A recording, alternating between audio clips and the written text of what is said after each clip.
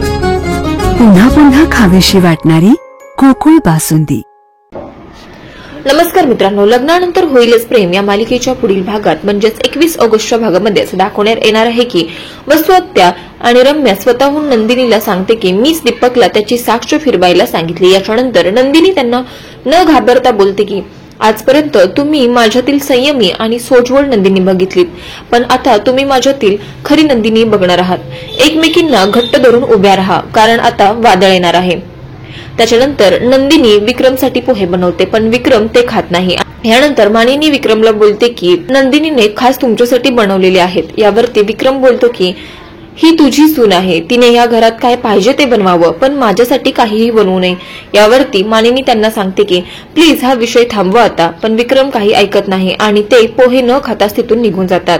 या गोष्टीचं नंदिनीला खूप वाईट वाटतं।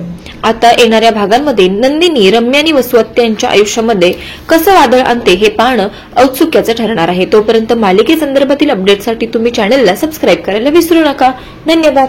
ताज्या बातम्यांसाठी आरके न्यूजच्या YouTube चॅनलला सबस्क्राईब करा आणि बेल आयकॉन प्रेस करा। आला श्रावण श्रावण, दारी हिरवाईचं तोरण।